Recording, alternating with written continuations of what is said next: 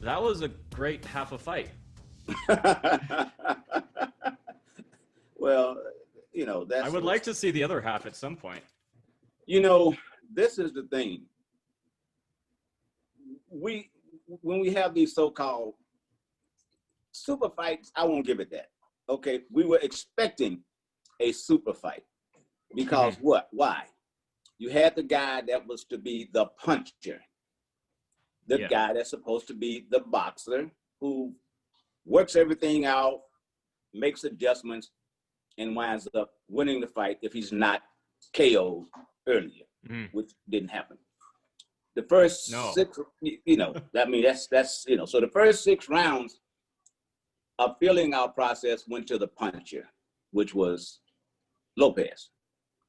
Now, as because we're going to hit on all of this, but the thing about it, problem that I have with this,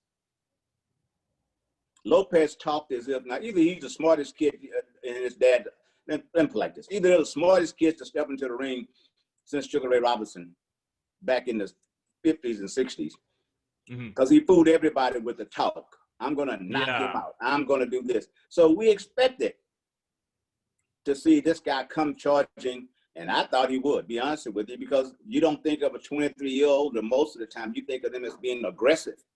And I'm thinking the way he was talking and the way he's fought in every previous fight, you would assume he's going to be aggressive for sure. You thought he'd come out. And I think even Lomachenko thought that, okay, if this guy comes in, I'll give it to him. I agree with that. I think that was why Lomachenko's game plan looked so weird, is because it was a game plan built that was predicated on a false prediction, which is the guy is going to be throwing bombs the first half of the fight. I'm going to take a little bit of punishment. I'm going to give some back, and then he's going to be tired by the 7th. I think that was the thought process in the Lomachenko camp. Well, and obviously, and Lomachenko did what he always does, David. It's just that the second half of the fight, because of the buildup that Lopez had gotten, working some pretty decent body shots. Nothing, that was nothing. This fight will not go as the ATG, as they say on the Twitter and other stuff, right? It won't be an all-time great. No, Andre Ward was freaking out at the body shots, and it's like which was very strange because like there were 3 I saw. I could have missed some, but there were 3 I saw over 6 rounds that hit clean, and they were hooks, and they looked like they would hurt. The rest were so overextended. As Loma, like if you've never trained, you just won't understand the difference. But if I stand here and you punch me, it's gonna hurt really bad. If you punch me, even if you're a heavyweight boxer, while I'm shuffling backwards, it's not gonna hurt that bad. If you're on the end of your punch, like you're way extended, and I'm shuffling back, that's not gonna do anything. But it will get a point, and it did. It got a lot of points, and I've been in a lot of production meetings by doing broadcasting, of course, right?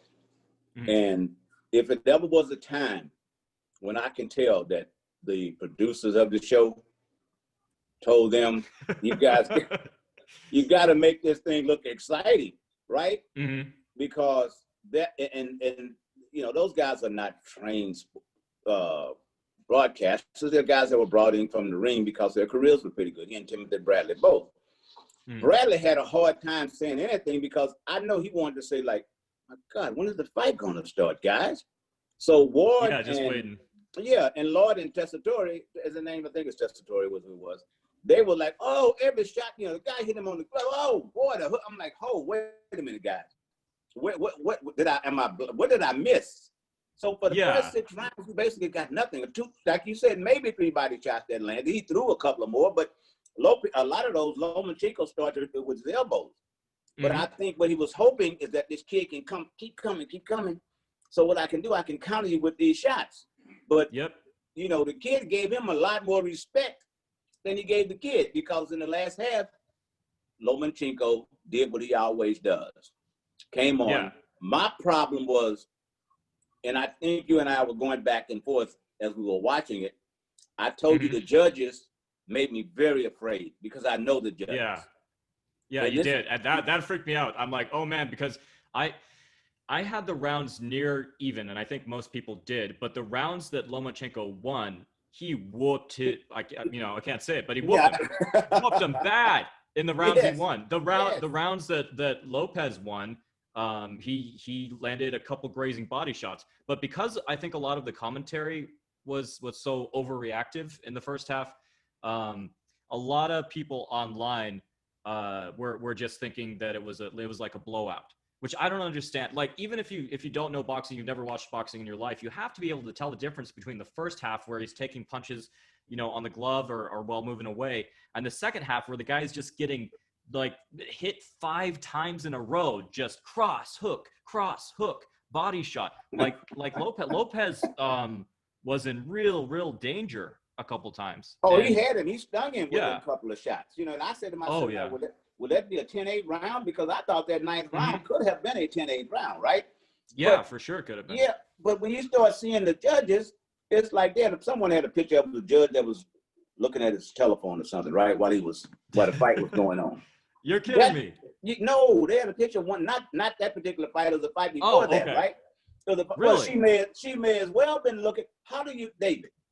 When you what was it, the 119 or something? When you have, that's like he didn't win a round, basically. You're saying it was a 10th round. How do you have a guy that's been known as the best pound-for-pound boxer in the last 3 or 4 years, and you give him 1 round against a guy, I don't care what Lopez was doing, 1 round, and everybody clearly knows it. Her mind was already made up. Yeah, because they probably gave her a lot of money. And I know Judy Letterman's father. I worked with Harold over at HBO. I've been knowing him he passed last year, and a great guy. But I've been knowing her father for 30 some odd years, and I've known her since she was a young girl, and I know how she came up in the sport. And my thing is, how you know better. You have to be able to judge a fight better than that. Now, for those who are Lopez fans and think that, well, you guys are not giving Lopez credit, I am giving him credit. Oh, no, yeah, I don't want anyone to think we're not. He fought a very smart fight. He did what he had to do. Yeah. And at the end I just realized it would come off like that. For those listening, if you're a Lopez fan, he did a fantastic job, and we'll get into what he did well.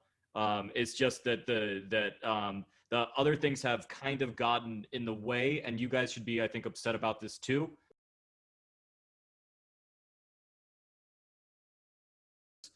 Lopez showed a lot of heart, beating those last 5 rounds, and then coming back and making the 12th round competitive.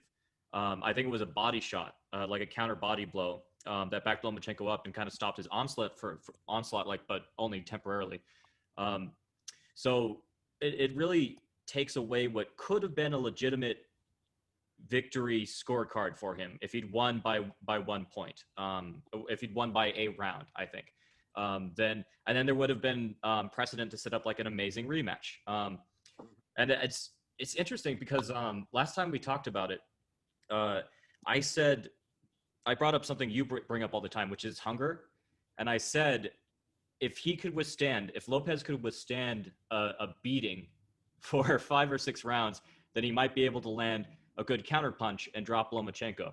And I was partially right. It's just that really bizarrely, that beating didn't happen until, the second half of the fight. Right. Yeah. What are your thoughts? What are your thoughts on the strategy overall, or if it even was a strategy? Was Lopez just that good at backing him up the first 6 rounds, or what do you think? I think that Lomachenko got a chance to feel the power and the strength of it was obvious that the size and weight difference. Okay. Oh yeah. Once you got there, so Lomachenko looked like a lightweight. Lopez looked like a welterweight. I mean, that's the best way to put it. So, but you say to yourself, okay, but this Lomachenko is so everything. You know what I mean? He's smart. He's the best pound for pound. So that's not going to matter. He's going to figure this out. The problem was because he realized, okay, if he's that smart, he realized, boy, this kid is strong. Okay, I got to stay away from him a little bit longer in hopes that he uses his energy, and maybe 7th, 8th round, he's 7th round or so, 6th, 7th round, he's burned out, he's spent. But the kid didn't do that. He did not use that type of energy, you know, that No, he really didn't.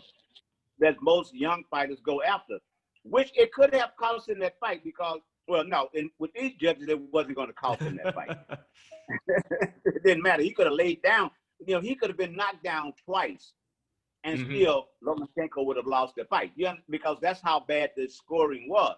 Yeah. Now, in Lopez's favor, I'll say this: when Vasyl Lomachenko started, that's the only name in the box I think I can pronounce easy. It's his for some reason. I don't know why, but I have no problem with Lomachenko's name. But when he started to make his little angle moves and twists and turns, Lopez turned right with him and was right there. You know, he was right with him, and that was the most fighters haven't been able to figure that out. No. You know, when he did that with Rosario, he did that with Waters, those guys, he did it, angle, even with Rigondeaux. You know, he was there. He made them, and they couldn't find him. And he was there with a body shot too. That was another thing. That was something that Campbell deserves a lot of credit because he was the first guy to really figure that out. Luke Campbell. Yeah, that when Lomachenko has his high guard up and he moves to the outside and he starts to pivot, he's vulnerable to a body shot. And he gave Lomachenko way more trouble than people thought he would. And it was mainly due to just that one thing. Realizing that you could, when he's pivoting, you could hit him in the body. And that gave Lomachenko a lot of trouble early on in the fight, but then he rallied back and just beat him down. Like he did with Lopez. But this time it didn't work out with him. And I think it's because what they want, the promotion, is they want a bright young star. They have Lomachenko for a year to 5 years at the very most. He won't win everything within the next 5 years, most likely. I mean, he could, but you know, even Pacquiao didn't win every fight. Once he got past his 30s, he lost a lot of them. He started losing. Not a lot, but he lost some. He brought the crowd with him, though. See, he brought the numbers. Yes, that's what matters. That's what matters because Pacquiao has a knockout power. Yeah. Yes. Exactly. Yeah. So I think if you're gonna go with that strategy, though, like I feel like Lomachenko just got confused and thought that he was Floyd Mayweather. Is kind of where he thinks. That's a good analogy. Thank you. It's like he thinks that if he just takes the first half of the fight off, and then he could make the guy look bad for a couple of rounds, and then Mayweather would sometimes press the action if he thought he could get a knockout, or just make the guy miss the last couple of rounds. But Mayweather got away with that because he touched the guy more than the guy touched him. It was Lomachenko's strategy of wearing the guy out, but he'd still, even if it didn't hurt, I mean, some of the shots hurt, otherwise the guy wouldn't respect Mayweather at all. But a lot of the shots were just tapping the guy on the face. It's like, look, I touched your head. I get that point. And Lomachenko obviously didn't realize, and this is stupid to say for the greatest pound for pound guy right now, but he didn't realize that he needed to punch him to win. That's all it came down to. He needed, if you're going to win those rounds on points to tire him out, you need to touch your glove to his face or his body, even if it doesn't hurt him. That's the only way you're going to win. You know what, David? I'm going to tell you something. I think that Lomachenko, it's been 14 months since he's been in the ring, right? Mm-hmm. I'm not talking about the inactivity because I don't want, everybody's been inactive. I don't know when Lopez's last fight was either, but that's not what I'm going to. Not having the crowd there may have affected Lomachenko more than Lopez. Because he's been fighting in front of the big crowds all the time. Sometimes there's a certain synergy that comes about with a guy. You land this shot and the crowd goes, whoa, wow, or yeah, you're right. He thrives on that. You're absolutely right. Yeah. He thrives on that. He did not have that. That sound system they have is not the same thing. Because you don't look over and you don't see, I don't know, Jack Nicholson. I'm just using the name, but you don't see it. That sound system was funny, man. That was cracking me up. Did you hear when they timed it to shots? Yes. They had some poor guy there with a button or a knob or something. Every time someone hit, the guy would push the button or turn on the knob to make the crowd go, ah. That's the weirdest job. And I think Lomachenko was affected by that. He thinks whether it's New York, Vegas, or California, he's thrived off of that. He didn't have that last night. Lopez has never fought in front of those type of crowds, you know. And I mean, he hasn't had what a Gardens packed to see him, or the MGM Grand. Maybe been on cards, but they weren't there to see him like that. Even when he won his title, it wasn't nearly as prevalent as when Lomachenko was here, because he wasn't carrying the, you know, the type of I guess the torch that Lomachenko was carrying. Olympic gold medal. So, but and the world was watching him. He didn't have that, and I think that affected him from the first race to the fifth, and then maybe on down. And he realized, okay, I've got to get into this fight because the crowd's not going to be the one to bring me back. And I believe that affected him. Not like I said, not the inactivity, because he still looks like the great fighter. Boxing is the one sport that you can go from being the greatest in the world to when you lose, all of a sudden everybody changes their thinking about you. And say that they always thought that, of course. Yeah. Of course, I knew. Yeah. One of the guys mentioned, well, you know, you have to look at who he's fought. And I've been saying all along that he wasn't this guy. No. You can say that tonight. Lopez had his night last night. He won it. He deserved the victory for what but not just for staying in there, but for doing what he did enough to take the fight early enough. I think I told you, I thought it was going to be a draw.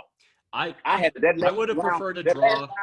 I think Lomachenko deserved the win based on, just like I said, half the rounds that Lopez won, he won with grazing shots. And yes. I think like three or four rounds he landed like one hard body shot. And then the rounds that Lomachenko won, he won decisively. So if I were a judge, I would take that into account. But I'd also take into account the inactivity and lack of aggression for Lomachenko those first 6 rounds. So I think the fairest way to have it is a draw. People seem to think that Lopez won the last round, which I don't get. I could see an argument for it being even, but most of the stuff Lopez threw landed on Lomachenko's guard, and then most of the stuff Lomachenko threw landed clean. But that's not what the announcers were making it sound like. They were freaking out. But that's how television got influenced. It's like we're not saying, you know, don't rain, don't piss on me and tell me it's raining outside. That's that whole analogy.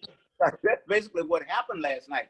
The announcers was like, oh, well, and I'm like, where was the excitement in round 7, 8, 9, 10, 11? When Lomachenko was doing what he was supposed to be doing, and this kid, Lopez, on his face had to say, am I going to stay here? I got to survive. He was fighting. He was moving to survive. And I hope he doesn't mind me saying this, but Larry, Commissioner has it, the New Jersey Athletic Boxing Commission. I'm on the phone with you and him last night. That's what I'm going back and forth with, right? Yeah. And so, the first 5 rounds, he said, and I hope he doesn't mind me saying this, but he said Lomachenko is winning a dance, right? Because Lopez is winning a dance because the first 5 or 6 rounds is exactly what it was. It was a dance. Mm-hmm. Now, so 7, 8, 9 in the 12th round, in the 11th round, he said, I got Lomachenko by 1 round. Whoa, I'm like, okay, now this is a guy I think that knows pretty much about boxing. At that end, I figured if Lomachenko wins this last round, he has at least, excuse me 1 minute.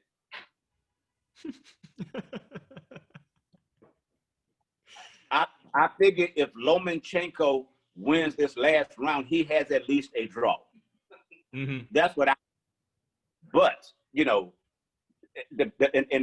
because no matter how you break it down, David, and you said it before, when Luke Campbell figured out that what Lomachenko was vulnerable to, Lopez couldn't do anything about it those 4 rounds previous like that, because I think he was spinning a little bit. I really do. I think he went out in the 10th round, which I thought he lost, but, you know, like you said, at least a draw. But all of a sudden, he was afraid to throw the uppercut. The announcers were like, well, where's his uppercut that he throws? I'm like, guys, you know, it's not there. He threw it a couple of times, then he started getting countered. And Lomachenko's like, come on, throw that shot that you're famous for, because when you miss it, they even slowed it down. Yeah, I'm sorry, you were about to say if you miss it, then the hook, right? Yeah, then the hook. Yeah, right. Yeah. Sorry, I got excited. What was I gonna say? Oh yeah, they showed a slow-mo.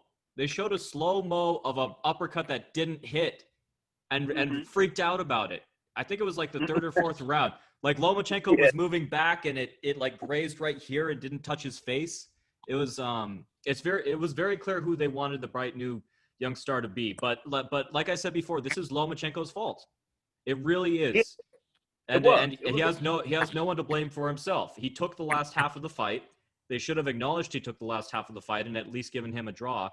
But if you stay inactive for 6 rounds, that you're leaving that in the judges' hands. That's what's going to happen, because the judges were obviously, excuse me, but crazy or corrupt, I think. Crazy, corrupt. Well, this is the ABCs of it. You know what I mean? But they're gonna. But if you give a decisive fight, if you get a decisive victory and the judges do that, then people are gonna get ticked off. They're gonna really want to see a rematch. There's gonna be a lot of pressure against the judges. If you do what Lomachenko did for the first 6 rounds and then demand a rematch, the public's not going to be on your side near as much, especially with the announcers acting like Lopez was destroying him the first 6 rounds and really battering him up. Yeah. The only thing that was missing, David, was some pom-poms on the side to go Lopez, go Lopez. That's the only thing that was missing, okay? Because whether you're a fan, I acknowledge certain things, right? I've been around this game long enough, so you have to acknowledge certain things. There's a lot of guys that are in the fights. My brother against a fight with Michael Moore. Okay, and it's going to the 10th round. It was like 7-3, right? No doubt about it. I thought Michael Moore was winning the fight. I'm like, well, only way we're going to get this fight tonight is a knockout, right? Mm-hmm. Boom, don't want to be you get a knockout. Yeah. And it happens in certain fights. Certain guys have that laid-back power that if you get you laid on, they know they're going to get you. Lomachenko doesn't have that type of power. So, but he has the breakdown. He knows enough to break a fighter down. Mm-hmm. But what he needs is for the other fighter to do what he does so that he can be successful in that. Lopez did not do that because he didn't spend any energy. I think that once he got butted in the head, I mean, I don't know if it was purposely or it was an accident or whatever. No, it looked like they ducked into each other because Lopez was denying him that angle he likes. Yes. By ducking down with, like you said, moving with him, but also ducking down with him too. So he's trying to take away that head movement, that head slot, and then they're both trying to get to the same place at the same time. So I don't think it was intentional from either fighter.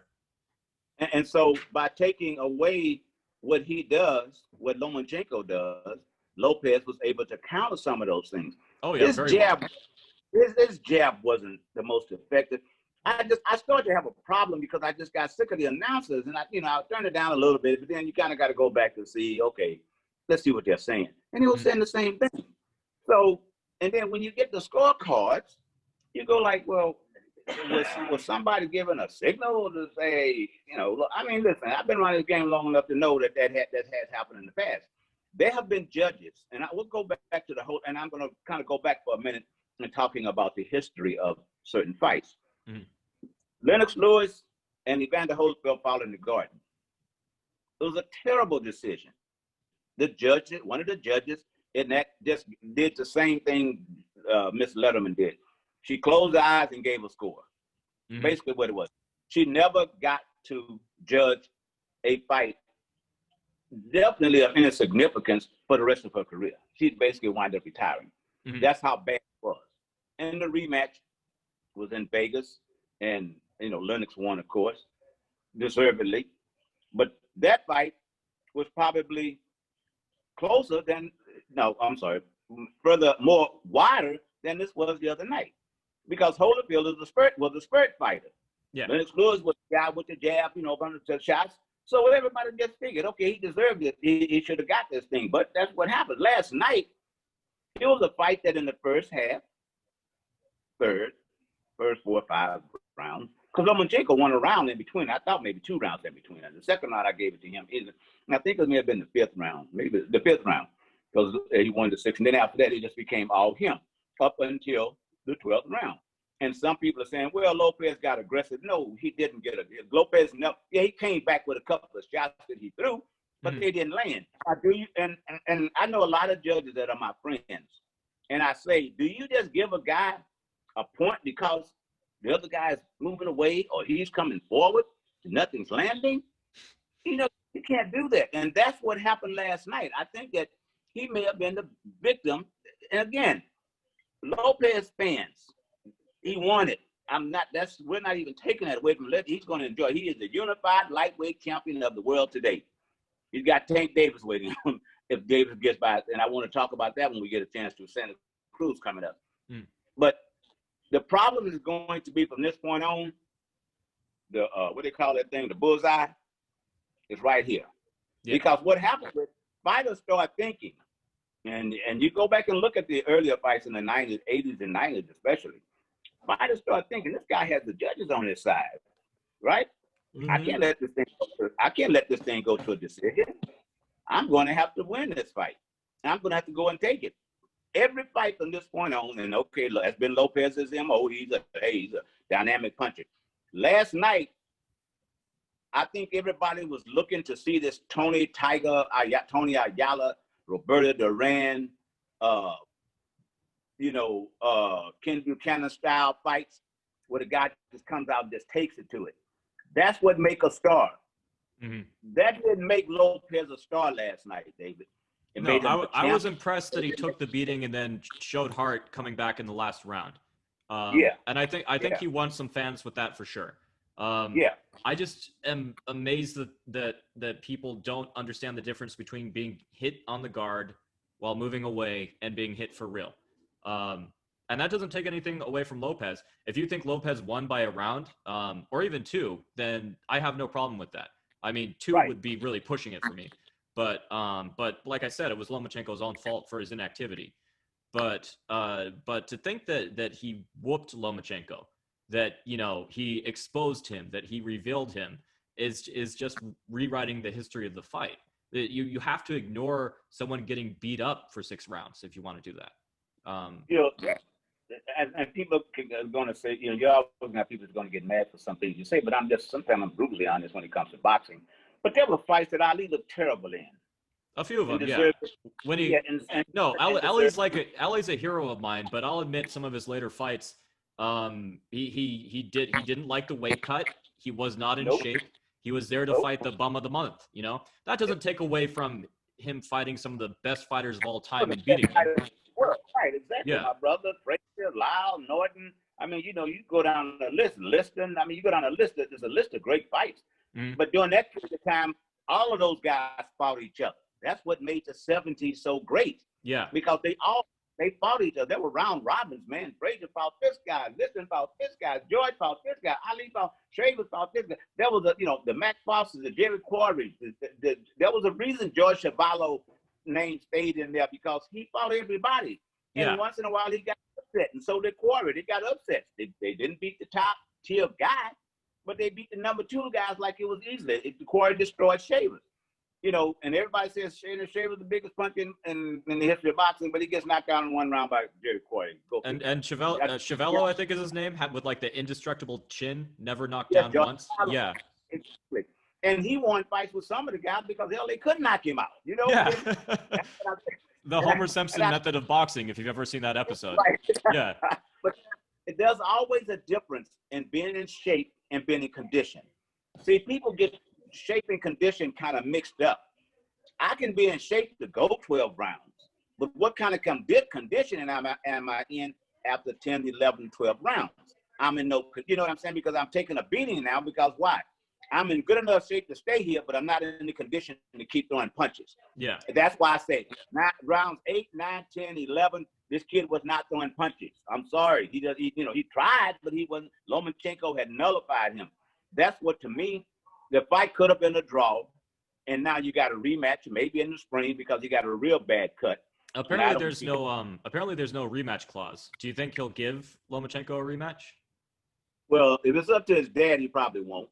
Because his dad knows that he escaped. The whole idea is sometimes when you escape the bear one time, you don't go back into the woods looking for him again.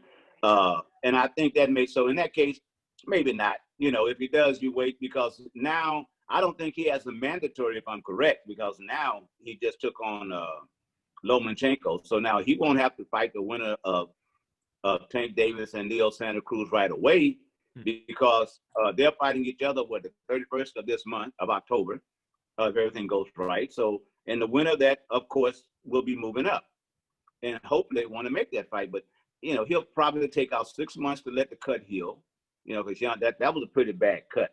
Yeah. I'm glad that didn't happen. I'm just glad it didn't happen in the 8th. It didn't burst out like that in the 8th round, because that would have been a bad ending. Bad ending for both of them. Yeah. both of them. It wouldn't have worked, and the judges would have to say, okay, you go to the scorecards, and well, it wouldn't have mattered because they feel that, again, go back to the scorecards. Yeah. You know, they were probably filled out beforehand. Oh, it was done, I guarantee. So in this case, and those, like I said, Steve Weisfeld, the judge, he was one of the guys that a few years back was in a controversial decision.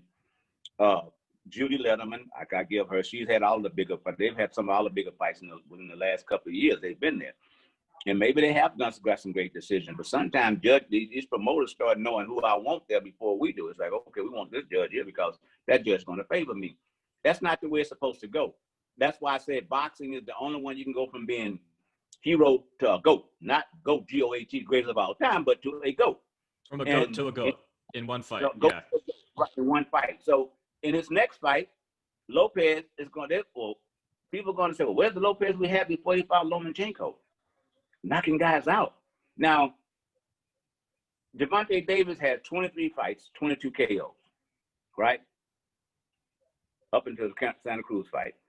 He's taking on a guy that's got 40, I think, close to 40 fights. So we're seeing the young guys, some of them stepping up to fight some of the better guys, and that's a good thing also. Mm-hmm. But are we going to see, then you got Devin Haney out there, are we going to see these guys, stay at the weights for, I want to see them stay at their weights for a change, because now everybody's saying, well, Lopez is really not at 135. He needs to move it to 140, 147. Okay, if you're escaping the run, that's what you do. But if you want to stay down and prove that you're the best, okay, I'm going to stay right here regardless of what I have to have. Excuse me, if I have to rehydrate after my fights, that's just what I'll do. And I'm going to stay here. Defend the title 2 or 3 times, 5 if you really want to make an impression, and then move on up. Don't just take off and then collect, collect the paycheck. But that's what these guys have been doing. It's all about getting on Twitter, and I'm sure Twitter, I haven't looked at it today purposely, but I'm sure that the Twitter and the Instagrams and all that's blowing up. It's mellowed out. When it's always fascinating when these things happen. What happened this time is that when we're waiting for the decision, it's about half and half with more people. I was on Reddit looking at this and at Twitter, like a little bit over half the people from the feeds that I saw were thinking it was Lomachenko, and then the other half obviously thinking it's Teo, and then like here or there someone was saying a draw, and then after the decision, everyone was like, well, of course it was a total blowout. With these guys now, these younger guys, they have a chance to make boxing. Like I said, that fight last night could have been the fight, and we thought it was going to be the fight that was going to take off, right? I forgot to say, a lot of people are saying draws now. A lot of people are saying draw. Yeah. Because a couple of professional boxers said draw. I can't remember who it was. I think Crawford or something was like immediately said that was a draw. So I think people are starting to get behind it. That they want a rematch, or there could be an outcry for a rematch. I don't think Lopez will give him a rematch. If there is a rematch, what is Lomachenko's path to victory, in your opinion? And what is make him fight? I'm sorry, go ahead. No, and Lopez, what's the path to victory for each of them is what I say. In a rematch. I think that Lomachenko will make him fight earlier, because he never pressed him.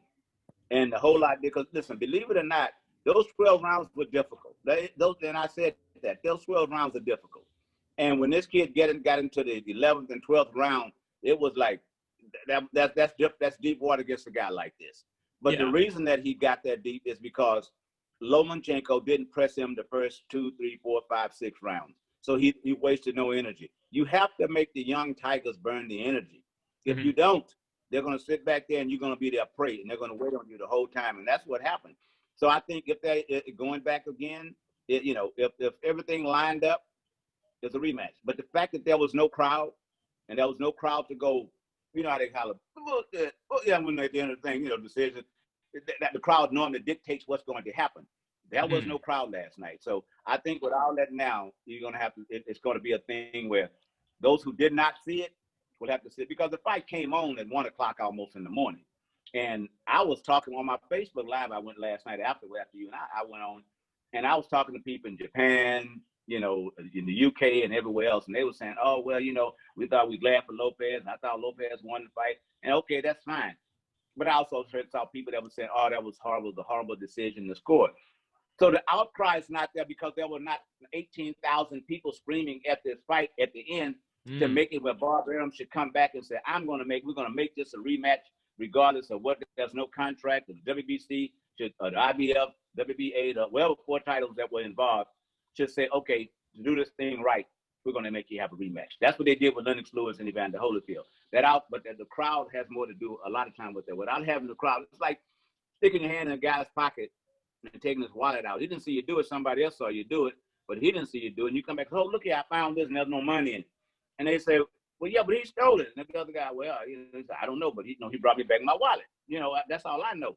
That's what we had last night. There was a fight that took place, a decent fight, not all-time great, nowhere near. Was it a robbery? No, I don't want to say that. No, definitely not. Either man could have won that by a round, and then I would have preferred a draw. I highly doubt that Lomachenko was thinking that he wanted to wait until the 7th, but I don't know how long he was planning to wait. Obviously, he still felt he had power, so my guess is that Lomachenko could have started scoring more often at any time. I think that's pretty obvious. But he really didn't want to because he wanted to wait till the guy's power was gone. And the power just didn't go away. So at that point, he's just like, well, there's half the fight left. I need to win every round or I need to get a knockdown. Which I think, you know, his corner, I don't know if his dad was in his corner or who was in his corner, but I think they should have probably told him that at the 4th or the 5th. You know, that's what Mayweather always did. He'd always you know, 4th or 5th. So that way, at least, and if the guy wins a round after that, then you're still in the clear. If you start, you know, putting the volume together in the 4th and the 5th, the guy wins a round, that's okay because you have, like, you know, an extra round to still claim that you won on points if you need to. So yeah, I think start earlier. As for like specifics, I think Lomachenko just needs to, like, you know me, I'm usually like such a technical person, but I think rather than any general advice, I think Lomachenko just needs to risk getting hit. Because he was, I like, if I were gonna like really analyze it and look into it, I couldn't suggest anything that he could do better. Because when he started to do the things that he needed to do, they worked really well. So there's no like improvement I could see for Lomachenko technique wise. Besides, all he needs to do is risk getting knocked out early in the fight. That's what he needs to do. He needs to risk getting knocked out if he wants to win. And you do that by pressing the guy, though. Yeah. You don't do it by stand back at the end of a guy's jab who can stay back and just hit you, especially a guy who's bigger and taller than you. It has a way longer reach, yeah. Yes. You do that by pressing. And I'm saying, I think if he fights him again, that's what he does. He presses him a little bit more to make him fight. As you said, maybe I get knocked down, you know, maybe I get busted a little bit, but I'm in condition. I'm conditioned to go 12 rounds. It doesn't matter. The idea is I may have to take a little beating for the first 4 or 5 rounds, but if a guy started doing this, I don't care who he is. Eventually, those arms are going to get to be a little bit weighty. But if you let me stay back and I'm just bam, bop, bop, bop, bop, bop, bop, and you're moving, he's moving, you're moving, nobody's putting anything in, you know, to try to leave something. That's shadow boxing at that point. He basically shadow boxed 6 rounds. Shadow boxing. Yeah. You know, if you're driving from California to Texas, which when I was in college, I actually do all the time, right? That's about a 1,200-mile, 1,300-mile drive to Houston. Well, you go along pretty good driving, and you get to Arizona, you get you some gas because the gas stations are all the way along that way. But once you get out of Arizona, going through New Mexico, the gas tank stations get a little bit less and less and less. Further apart, yeah. Further apart. So other than filling up every 300 miles, you start going every 150 or 200 miles. Because when you hit that sprint in El Paso somewhere, once you drive through that Midland, you got a long drive ahead of you. You better have your gas tank together. And I think that in his gas tank, Lopez had it there because he didn't have to drive anything hard early in the fight. And that's what made it, you know, like you said, Lomachenko did everything that we thought he was going to do. And there's nothing he could do more except press this guy, make him fight, make him spend energy, and you hope you get him in the last 7, 8, 9, 10, 11, 12 rounds like you did last night. What about Lopez? Because Lopez, when Lomachenko started putting the volume together from the 7th round to the 12th, Lopez really couldn't do anything until he just started spamming punches in the 12th, which if he wouldn't have had the energy to do if Lomachenko started earlier. So let's say there's a second fight. Lopez comes in with the same strategy, but Lomachenko starts earlier. He risks getting knocked out. He starts putting punches together. Lopez was pretty much defenseless for about 5 rounds, just Yeah. taking nonstop shots. Does he have a pathway to victory past the first, 4 or 5 rounds where he's dangerous and Lomachenko makes him work? Well, what he should do is something that I think I didn't hear it, but I think one of the cheerleaders said again. His dad said something about bullying Lomachenko, pushing him back. I've seen him do it a couple of times. So what in a rematch, if I'm him, knowing that Lomachenko is probably going to adjust a little, because that's what great fighters do. They adjust and make the changes. And I guess in his mind, walking out the ring, I could see Lomachenko's mind was like, boy, if I just should have done what I should have done. But so what happens now? If Lomachenko's going to address you by coming in at you now, you have to stand your ground. You throw your shots, and you just have to be ready to weather it out and realize that this might not go 12 rounds. But it's not going to go 12 rounds because why?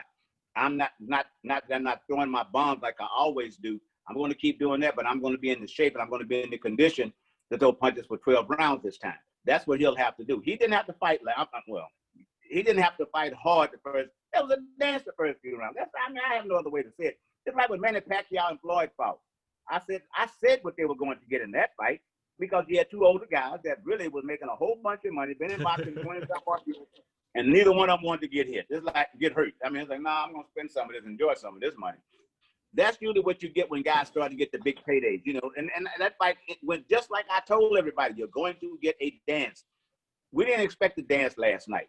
That was like senior prom there last night, man. You just sitting there and you're cool. And then all of a sudden at the last, before the girls get dark and you start trying to pick what girl you want to take on. I mean, the one you brought or you want to go with another one. That's what happened. I mean, that was basically, that was a dance for a few rounds and the best. No, I had some friends over who were not big into boxing. And I was like, oh, this is going to be a great introduction. They at least got excited like the last half of the fight. But the first half of the fight, I was like, oh my God, this is like Lomachenko, don't go. I thought maybe Lomachenko was injured until he started looking like Lomachenko in the 7th. And I'm like, you could have done this the whole time. You just didn't want to risk the power. That's it. That's all it was. Yeah. Just want to do it. And I'm like, it's 12 o'clock at night. Come on, guys. Almost 1 o'clock in the morning. Lomachenko's up past your bedtime. Maybe that's why fights go so early. But it was way past mine. But the idea is one of those fights you have to stay there. And if we don't see it all the way through, the next morning we're like everybody else because this is what we do. But the next morning we're like, oh man, you hear that the 119. We're like, oh man, he was going on the first 6 rounds. That's what you would have said. If you didn't see the last half of that fight, you go like, oh, it was a shutout. It was a pitch out. Yeah, you would have been like, okay, yeah, that makes sense. Yeah, he just kept losing all the rounds. Yeah. And so to be an introduction to it was supposed to have been a great fight. I didn't expect an all-time great fight, David. I expected a good fight. I thought we had a polished professional against a good professional who would come out, throw bombs, and wind up getting just weighing down. My brother told me something with his fight with Ali when he says, I fought Ali like he was the champion instead of me. See, and that's what happens sometimes. I thought he says because I'm out there trying to win, take away rounds. He said, I'm the champion. I should have made him come to me. See, sometimes that's what and the young boys, and I'll say this, that's why I give Lopez credit. He laid back. He didn't get aggressive. He never got really aggressive at all. In the last round, he had to throw something because I think he feared that, this guy done made me, I felt everything this Lomachenko has now, he's getting strong. I got to do something. So he just fights back out of, that's a natural thing to do. But overall, decent fight. Like I said, it's not one we'll talk about 20 years from now. We won't be talking about that one. We'll be talking about the next fight that they have, or will Lopez hold on to his title to get a chance to fight Gervonta Davis, Cruz, I think Devin Haney, will he fight? Will he ever get to the point? Will he move up to fight Terrence Crawford? Where is, what's the other guy there's another one that's back there. I forgot who it is. But anyway, you have to wonder, will it be that type of thing? But I'm like you said earlier, defend some titles with your titles sometimes in your division, man. Stay there. We've got one champion for the first time in a long, long, long, long time. Yeah, thank God. People can say, who's the world lightweight champion? And you can say today, Teofimo Lopez. But if he starts ducking and dodging and moving, we'll be right back to where we were in the last, 7, 8, 9 to 10 years. Well, hopefully he's not. He showed a lot of heart taking that beating for 5 rounds and then coming out and throwing those punches, even if it was a survival thing. I mean, we've seen most of Lomachenko's competitors just shrink away or even quit on their stool. So, props to him. Very smart fight. Very good heart at the end. And he's an exciting champion who scores a lot of knockdowns. So like you said, if he doesn't duck everybody, then I think that we could have a great champion here for a while. I would prefer there's a rematch, though. I'm not against Lopez. His father is really annoying, but he seems like kind of a nice guy. So, I don't know how much of it is for the cameras. He seems like he was just trying to build the fight. So we'll see. You can't make that up. You don't think so? You just got to be crazy from the beginning. Did he have all the confidence in the world? Yes, he did. Mm-hmm. Yes, he did. And maybe, sometimes guys are looking for this chance to be the one that everybody listening to my voice and everybody listening to his voice. If nothing else, this fight had everybody talking about boxing for the last 6 or 8 weeks. And everybody was excited about the fight coming down. That'll last for 2 weeks, maybe for the next 2 weeks until Tank Davis and Leo Santa Cruz fights on the 31st. And the winner of that fight, then you got Errol Spence coming, I think a week after that, if I'm correct. The fight in December, a month after. I'm sorry, they moved it back. It's December 5th now. So a month later. So, we've got. And then don't forget Tyson versus Roy Jones Jr. coming up, too. Right. Yeah. Oh, that's that all-important big heavyweight fight. Excuse me, David. You said in a very sarcastic way. It will. Well, yeah, man. It's one for the ages. That we're gonna be talking about that for a long, long time. Yeah. For a long time. So we're getting the chance to see some of the better fighters, especially in the lightweight division, and maybe Tyson Fury will fight in December as well. It's not going to be against Wilder. That's a fact. Or definitely not Joshua. And it won't be Joshua. Yeah. So the fact that maybe Otto Whalen, they say, may get a rematch, or the guy who's the European boxing champion, who was the world kickboxing champion for his first 13 fights, so maybe him. But regardless, when Tyson Fury fights, it's going to be a show anyway. It's probably going to take place in the UK. No, so, we got a lot of good stuff coming up for sure. Yeah, we got a lot of good stuff coming up. It's going to be a lot of fun. We'll have a lot to talk about, Dave. And then, of course, when we do our end of the year thing, I can't wait for that one because we only got 6 months to cover, so it won't be that hard. But I'm looking forward to, the next few fights. Boxing is on an uprise, and I said this before the last fight. The pay-per-view fight was the Charlos, even though it wasn't, again, what we expected. It kind of was what we expected, but they lit the match. I just can't believe the views were so low, 50 to 60,000 people. I really thought it would come out at about 100, 120,000, but the numbers were so low.